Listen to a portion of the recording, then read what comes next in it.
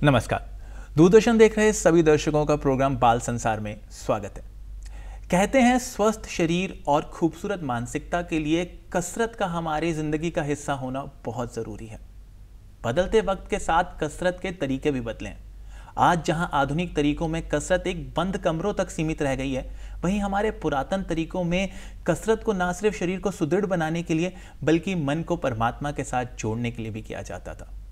आज अपने पुरातन तरीकों को अपनाने के लिए हमें दिन मनाने पड़ते हैं, वहीं संपूर्ण विश्व योगा के द्वारा कसरत करने के तरीकों को अपना रहा है। योगा की इस कड़ी को आगे बढ़ाने की जिम्मेदारी हमारी युवा पीढ़ी ने बखूबी निभाई है और इसी कड़ी में आरववीर आर्य ने राष्ट्रीय योग ओलंपियाड में सिल्वर पदक जीतकर एक अलग कीर्तिमान रचा है। आज स्टूडियो में बात करेंगे आरववीर आर्य से। आरव, हार्दिक अभिनंदन है स्टूडियो में। Thank you sir. आरव, सबसे पहले बताओ, इतनी सारी स्पोर्ट्स हैं, मतलब आजकल के वक्त में तो हर कोई चाहता है कि कोई ऐसी स्पोर्ट्स को चुनूं जिसमें मैं बहुत सारा नाम, बहुत सारा पैसा बना सकूं। तो फिर आरव ने योगा को क्यों चुना?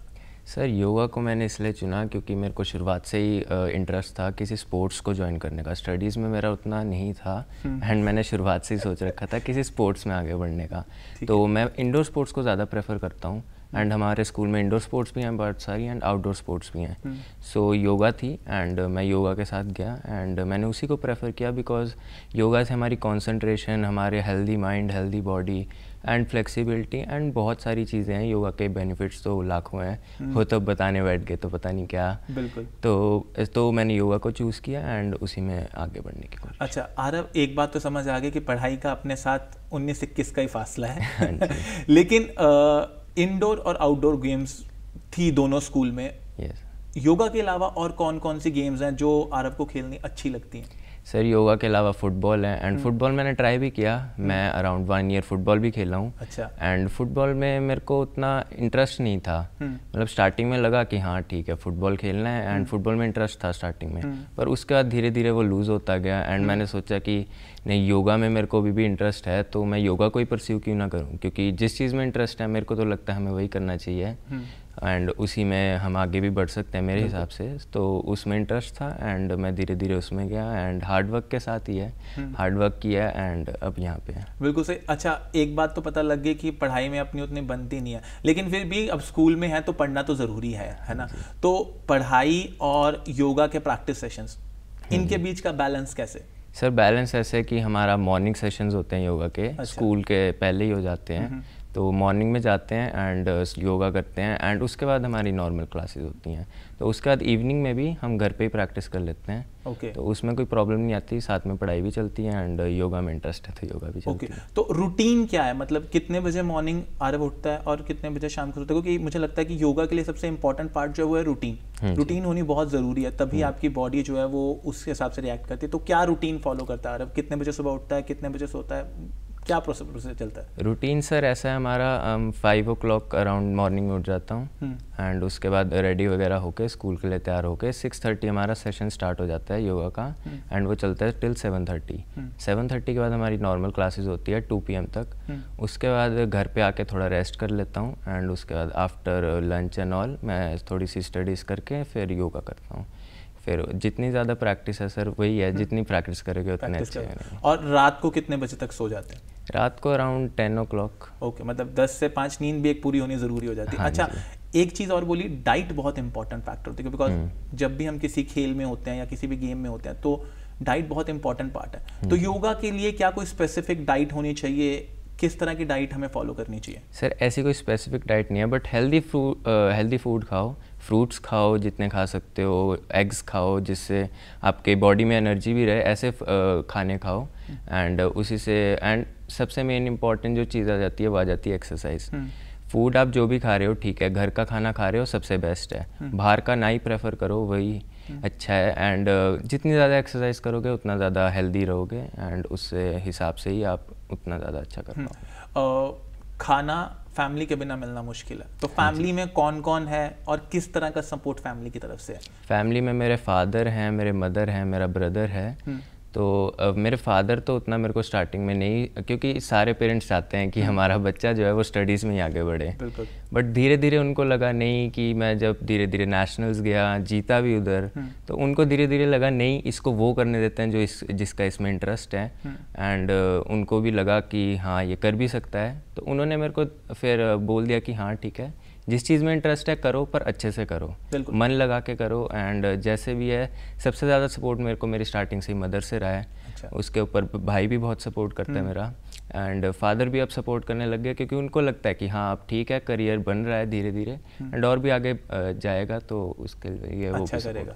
अच्छा, हमने बताया कि पापा तब इम्प्रेस हुए जब कुछ कॉम्पिटिशन्स में अच्छा रिजल्ट आया, जब देखा कि हाँ, तो कौन कौन से कॉम्पिटिशन्स में हमने अब तक पार्टिसिपेट किया है? सर हम चंडीगढ़ यूटी से भी खेलते हैं, हम हमारे स्कूल से हम नॉर्थ इंडिया से खेलते हैं मोस्टली कॉम्पिटिशन्स। हम नेशनल्स के लिए नॉर्थ इंडिया से जाते हैं, और नॉर्थ इंडिया में जीतने के बाद हम और ऊपर एनसीईआरटी के नेशनल्स खेले हैं हमने, तो अभी उसी में मेरा मेडल है। एंड फिर अभी और इंटरनेशनल का भी बन रहा है, तो जैसे ही होता है फिर उधर भी जाके फिर इंडिया को रिप्रेजेंट करेंगे हम। ओके, फैमिली की सपोर्ट तो चलो इम्पॉर्टेंट है ही है, लेकिन स्टडीज़ को मैनेज करने के लिए स्कूल और टीचर्स की सपोर्ट भी बहुत मैटर करती है। तो टीचर्स की तरफ से किस तरह की सपोर्ट है? मतलब स्टडीज़ को इंटरनल्स होती हैं, क्लासेस जो मिस होती हैं उनके कॉम्पिटिशन्स के दौरान, उनको किस तरह से क्लास टीचर्स सपोर्ट करते हैं? सर इस में हमारा स्कूल बहुत अच्छा है, क्योंकि कुछ स्कूल सपोर्ट नहीं करते, सीधी बात, क्योंकि मैंने बहुत सारे स्कूल्स देखे हैं,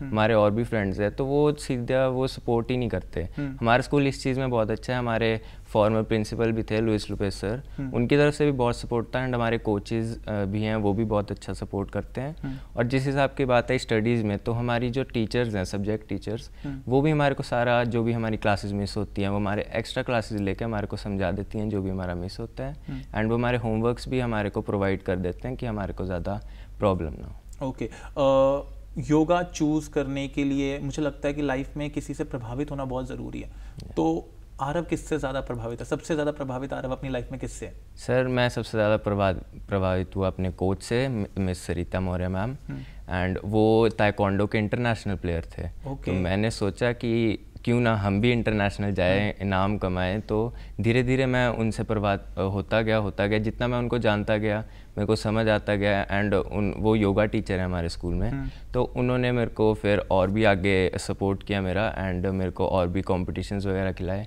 तो उसके बाद धीरे धीरे उनको भी लगा कि मेरे में है एंड इंटरेस्ट है एंड सब है, मेहनत करने के लिए भी है, तो उन्होंने धीरे धीरे फिर और सपोर्ट किया, एंड उनके साथ ही है जितना भी है मेरा, एंड वही हैं सबसे ज़्यादा जिनसे मैं इंस्पायर्ड हूँ आज। ओके, चलो कोच के बिना तो वैसे भी गुरु के बिना रास्ता दिखना मुश्किल सा ही होता है, तो कौन कौन से ऐसे आसन है जो आरव कर लेता है?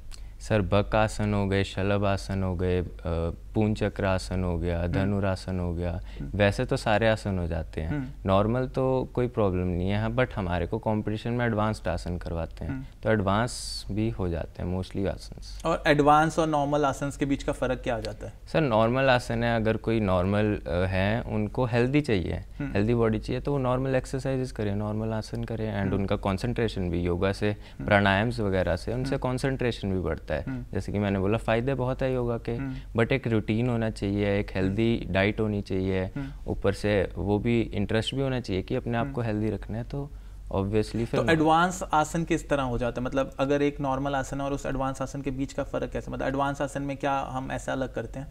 सर एडवांस्ड आसन में हमारे को अपनी बॉडी फ्लेक्सिबिलिटी पे ज़्यादा ध्यान देना पड़ता है। नॉर्मल आसन ऐसे हो गए कि हमारे को धीरे मतलब बॉडी को हेल्दी रखने के लिए। अच्छा। एडवांस्ड आसन हो गए हमारे को हमारी बॉडी फ्लेक्सिबिलिटी दिखानी है, एंड कंपटीशन है तो एडवांस तो चीज़ें चलती हैं। अच्छा, कंसंट्रेशन की बात करी, क्या लगता है कि आज के वक्त में जिस तरह से कंसंट्रेशन बनानी जितनी मुश्किल है, कौन से ऐसे आसन है जो हमें अपनी ज़िंदगी में रखने चाहिए जिस वजह से कंसंट्रेशन बनाना थोड़ा सा आसान रहे? सर आपको पहले मॉर्निंग में उठ के प्राणायाम्स वगैरह करने चाहिए, उससे हमारी पूरी बॉडी हेल्दी रहती है एंड हमारा डे भी बहुत हेल्दी रहता है एंड हमारा माइंड हेल्दी रहेगा तो सब कुछ अच्छा होगा। एंड ऊपर से हमारे को सूर्य नमस्कार वगैरह एंड थोड़ी थोड़ी स्ट्रेचिंग भी करनी चाहिए कि हमारी बॉडी भी ओपन रहे, ज़्यादा कोई वो नहीं है। स्टिफ बॉडी होती है तो हमारे को ऑब्वियसली फैट भी इंक्रीज और भी बहुत ज़्यादा सर्वाइकल प्रॉब्लम्स होगी आजकल। तो वो है, जितना बॉडी को स्टिफ ना होने की कोशिश करोगे एंड प्राणायाम्स वगैरह करोगे तो हेल्दी माइंड हेल्दी बॉडी।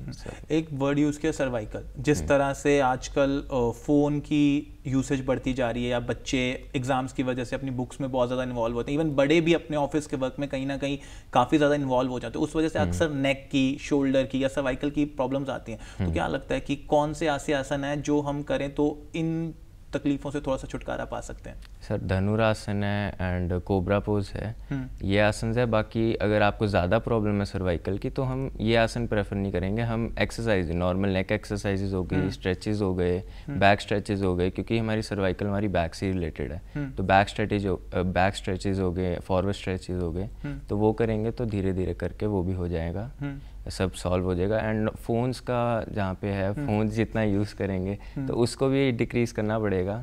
साथ ही साथ अगर आपको हेल्दी बॉडी रखनी है तो फिर ठीक। तो कोई ऐसा आसन है जो, जैसे अगर मैं काम के वक्त पे हूँ तो अगर मुझे हल्का सा पेन शुरू होता है तो मैं बैठे बैठे कर सकता हूँ? सर आप स्ट्रेचेस कर सकते हैं। अच्छा। हैंड स्ट्रेचेस होते हैं, बैक स्ट्रेचेस होते हैं जो बैठे बैठे भी हो जाते हैं, ऐसे कोई इशू नहीं है। तो मतलब अगर मेरी मॉर्निंग और इवनिंग में योगा एडिड नहीं है तो ये स्ट्रेचेस भी मोर देन इनफ है सर्वाइकल या नेक पेन को दूर करने के लिए? हाँ जी सर, ऐसा कोई प्रॉब्लम नहीं है, आप हाफ एन आवर भी स्ट्रेचेस करो तो आपका कोई प्रॉब्लम नहीं होगा। अच्छा, एक सूर्य नमस्कार की बात करी थी हमने, वैसे तो बहुत लोग कहते हैं कि सूर्य नमस्कार बहुत सारे फायदे, तो क्या क्या फायदे हैं सूर्य नमस्कार के? सर फायदे ये हैं, हमारी कंसंट्रेशन बहुत इंक्रीज होती है जो कि बेस्ट पार्ट है इस चीज़ का, एंड हमारी ब्रीदिंग प्रॉब्लम्स भी, क्योंकि सूर्य नमस्कार का बेस्ट टाइम है मॉर्निंग में 5:30 से जहाँ 8 o'clock तक हो गया, जहाँ फ्रेश एयर में एक सूर्य नमस्कार करेंगे, हमारी ब्रीदिंग प्रॉब्लम्स जो भी है हमारे को वो सारी ठीक हो जाती है, हमारी कंसंट्रेशन बढ़ती है, हमारी फ्लेक्सिबिलिटी बढ़ती है एंड स्टिफनेस नहीं रहती बॉडी में। तो ये कुछ फ़ायदे हैं एंड और भी बहुत फ़ायदे हैं, जैसे कि हम बात करें तो हमारी बॉडी फ्लेक्सिबिलिटी की बात होगी, तो हमारी बॉडी जितनी फ्लेक्सिबल रहेगी उतना हमारे को ये प्रॉब्लम्स जैसे बैक प्रॉब्लम्स हो गई, नेक प्रॉब्लम्स हो गई या लेग प्रॉब्लम्स हो गई, तो ये प्रॉब्लम्स नहीं फेस। सूर्य नमस्कार एक बार में कितनी बार करना चाहिए? सर एक बार में हम 2-3 टाइम्स कर लें, उसके बाद नॉर्मल स्ट्रेचेस कर लें। हाफ एन आवर का सेशन रखो मॉर्निंग में, हाफ एन आवर का इवनिंग में रखोगे तो सब मोर देन इनफ है। अच्छा, सूर्य नमस्कार हम इवनिंग में कर सकते हैं? इवनिंग में भी कर सकते हैं, पर सुबह प्राणायाम एंड सूर्य नमस्कार करें तो वो बेस्ट है, एंड इवनिंग में थोड़े स्ट्रेचेस। अच्छा आरव, चलो ये बहुत सारी हमने पहले से बातें की, मैं आरव के बारे में थोड़ी सी बातें जानना चाहूँगा। कुछ एक रैपिड फायर राउंड है मेरे पास आपके लिए, तो कुछ एक सवाल पूछूंगा, जो पहला जवाब दिमाग में है वो फटाफट आंसर देना, ठीक है? अच्छा, फेवरेट स्पोर्ट कौन सी है योगा के अलावा? Football. Football, okay. Favourite colour? Favourite colour orange. Favourite movie? Favourite movie Bhool Bhulaiyaa 2। Okay. Favourite actor? Favourite actor मेरा ऋतिक रोशन है, बिकॉज वो एक फिटनेस स्टार हैं तो उनसे भी थोड़ा। ओके, ये सबसे इंपॉर्टेंट है। मॉम और डैड में से फेवरेट कौन है? मॉम। ओके, डैड सुन रहे होंगे तो बहुत डांट पड़ेगी। अच्छा, फेवरेट टाइम पास?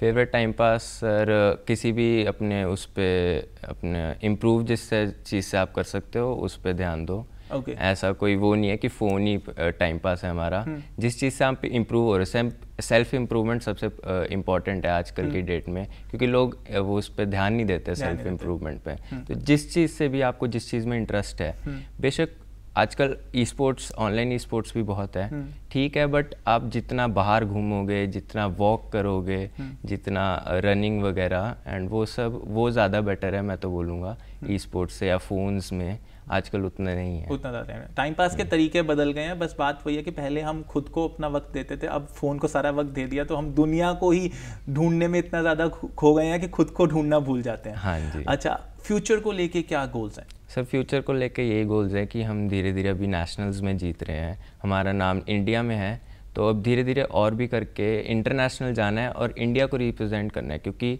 एक एज एन इंडिविजुअल अगर हम देखें, हम इंडिया को रिप्रेजेंट कर रहे हैं तो हमारे पीछे बहुत रिस्पॉन्सिबिलिटीज़ आ जाती हैं, एंड आगे जाके और भी दुनिया को भी पता चलना चाहिए, क्योंकि योगा का जो ओरिजिन है वो इंडिया ही है। तो योगा को लोगों को पता चलना चाहिए कि इंडिया में है पावर, एंड क्योंकि अभी इंडिया नहीं उतना रिप्रेजेंट कर पा रहा है इंटरनेशनली, और इंटरनेशनली उतना योगा को सपोर्ट भी नहीं आ रहा है। तो अब धीरे धीरे करके कुछ पास्ट ईयर से सपोर्ट आ रहा है योगा को इंटरनेशनली भी। तो अब इंटरनेशनली जाके योगा का नाम और बढ़ाना है, इंडिया को रिप्रेजेंट। प्लेटफॉर्म क्या है इंटरनेशनल लेवल पे योगा को रिप्रेजेंट करने का? मतलब whether it is a different olympiad होता है या फिर ओलंपिक्स के लिए ही हम योगा को लेके जाते हैं? नहीं सर, अभी तो ओलंपिक्स में एडेड नहीं है योगा। हमारे एशियन कप्स वगैरह होते हैं योगा के, जो पहले हम स्टार्टिंग में इंटरनेशनली जिससे स्टार्ट कर सकते हैं, एंड वो तभी होगा जितना हम ज़्यादा उसमें। अच्छा, एक सवाल और मैं पूछना चाहूँगा कि आज के वक्त में बहुत कम लोग हैं जो योगा को एज अ स्पोर्ट अपना करियर बनाना चाहते हैं, तो क्या मैसेज आप देना चाहेंगे अपने साथ के दोस्तों को या साथ के नौजवानों को कि क्यों योगा उन्हें चुनना चाहिए अपनी ज़िंदगी में करियर बनाने के लिए? योगा मैं बोलता हूँ कि हमारी कंसंट्रेशन लेवल, हम किसी भी चीज़ में किसी भी फील्ड में जाए, हमारी कंसंट्रेशन सबसे इम्पॉर्टेंट होती है। एंड योगा इसलिए चूज़ करना चाहिए हमारे को क्योंकि कंसंट्रेशन के साथ हमारे को एक हेल्दी बॉडी, हमारे को एक हेल्दी माइंड, और बाकी स्पोर्ट्स भी हैं। बाकी स्पोर्ट्स में हमारे को फिज़िकल इंड्योरेंस ज़्यादा चाहिए, उसमें आजकल हेल्दी माइंड हेल्दी बॉडी उसका ज़्यादा है नहीं, क्योंकि बड़े लेवल पर खेलना है तो आपको इंड्योरेंस ही चाहिए। बट योगा में हम साथ में बड़े लेवल पे भी खेल सकते हैं और हेल्दी बॉडी हेल्दी माइंड भी अचीव कर सकते हैं। तो मैं तो बोलूँगा योगा को जितना आप प्रेफर कर सकते हो करो, नहीं तो आप और किसी स्पोर्ट्स को भी प्रेफर कर रहे हो तो साथ में योगा भी थोड़ी थोड़ी करो। जैसे कि मैंने बोला, इवनिंग में हाफ एन आवर कर लो एंड मॉर्निंग में हाफ एन आवर कर लो, तो आपकी healthy body and healthy mind रहेगा। अच्छा आरव, एक बात और, योगा करने के लिए कोई स्पेसिफिक ट्रेनर की ज़रूरत या किसी कोच की ज़रूरत होती है, या हम खुद भी योगा कर सकते हैं? नहीं सर, अगर आप नॉर्मली योगा करना चाहे, हाँ अगर आप एडवांस करना चाहते हैं, जैसे हम कॉम्पिटिशन्स के लिए तैयारी करते हैं, तब तो हमारे को कोचेज़ की ज़रूरत है। क्योंकि अगर मैं सच्ची बोलूँ तो टेक्निक बहुत इंपॉर्टेंट आ जाती है किसी भी चीज़ के लिए, तो टेक्निक कोचेज़ ही बताते हैं हमारे को। बट अगर आप एक नॉर्मल योगा सेशन करना चाहते हैं तो आजकल ऑनलाइन सब है, आप ऑनलाइन एक वीडियो देखिए एंड उसी रूटीन को फॉलो करिए, एंड वो बेस्ट है। ऐसा कोई ज़्यादा स्पेसिफिक नहीं है कि हमारे को कोच चाहिए ही है, हम तभी योगा कर सकते हैं। आप घर पे खुद ट्राई करो एंड धीरे धीरे करके एक रूटीन बना लो एंड वही रूटीन को फॉलो करो। मतलब ऑनलाइन वीडियोस या ऑनलाइन जितना content, that is more than enough एक नॉर्मल ह्यूमन बीइंग के लिए योगा को अपनी लाइफ में ऐड ऑन करने के लिए। हाँ जी। अच्छा एक बात और, ब्रीद इन ब्रीद आउट बड़ा इंपॉर्टेंट पार्ट है योगा के लिए। कहते हैं कि जब भी आपने कोई आसन करना है तो सही पोजीशन में ब्रीद इन और सही पोजीशन में ब्रीद आउट करना बहुत जरूरी है। तो इसका क्या रूल है कि किस तरह में ब्रीद इन और किस तरह में ब्रीद आउट करना चाहिए? क्योंकि अगर एक नॉर्मल आसन भी करना है, अगर मैं उसे ब्रीद आउट गलत टाइम पे करूँ तो मुझे नहीं लगता कि उस आसन का इफेक्ट शायद उतना ज़्यादा होता है। हाँ जी, तो हमें ब्रीद इन ब्रीद आउट करने के लिए हमारे को मॉर्निंग सेशन में, जैसे मैंने आपको बताया कि प्राणायाम वो बहुत इंपॉर्टेंट आ जाते हैं हमारी हेल्दी ब्रीदिंग के लिए। तो अगर हम कोई नॉर्मल आसन भी कर रहे हैं तो हमारे को ब्रीद आउट, जैसे हम आसन के लिए जाने लगे हैं तो हमारे को ब्रीद आउट करना है, एंड जब हम आसन के लिए रेडी हो रहे हैं हमारे को ब्रीद इन करना है। पर वो भी हमारा प्रॉपर तब आ सकता है अगर हम प्राणायाम्स की प्रैक्टिस करें, ब्रीदिंग प्रैक्टिसेस करें, जैसे अनुलोम विलोम हो गए एंड उड्डयन बंद हो गए। उड्डयन बंद हमारे को अपनी ब्रेथ होल्ड करनी पड़ती है, हमारी सारी ब्रेथ निकाल के हमारे को होल्ड करना होता है। तो वो कुछ प्रैक्टिसेस हैं जो कि आप धीरे धीरे प्रैक्टिस करो एंड उससे आपकी ब्रीदिंग प्रॉब्लम्स, कोई भी प्रॉब्लम हो ब्रीदिंग के रिलेटेड, तो वो सारी भी ठीक हो जाएंगी। एंड उससे अलावा हमारी जो आसन्स में ब्रीदिंग वो होती हैं वो भी आपकी प्रॉपर आएंगी। अच्छा, योगा को प्रमोट करने के लिए वैसे तो अब हमारा देश काफ़ी तरह के एफर्ट्स कर रहा है, बहुत सारे स्पेसिफिकली हम योगा डे मना रहे हैं, इसके अलावा साल में कैंप्स लगाए जाते हैं। क्या लगता है कि और किस तरह से हम योगा को और प्रमोट करते हैं? बिकॉज जिस तरह ये हमारे देश का जुड़ा हुआ इतिहास है, तो इसको किस तरह से और प्रमोट किया जा सकता है? मेरे हिसाब से हमारे को अवेयरनेस कैंप्स लगाने चाहिए, जो गवर्नमेंट ऑफिशियल्स हैं उनको इस चीज़ पे और ध्यान देना चाहिए, क्योंकि जो आजकल सिटिंग जॉब्स हैं उसकी वजह से बहुत प्रॉब्लम्स आ रही हैं लोगों को। तो उनको एक डे का ऑफ दे के उनको योगा के बारे में अवेयर करके उनको एक योगा रूटीन करवाना चाहिए, क्योंकि ऑफिस में बैठ के लोगों को बहुत प्रॉब्लम आ रही है, बैक प्रॉब्लम्स आ रही है, नेक प्रॉब्लम्स आ रही हैं, एंड बहुत सारी और भी इश्यूज़ आ रहे हैं, और भी हेल्थ इश्यूज़ बहुत सारे।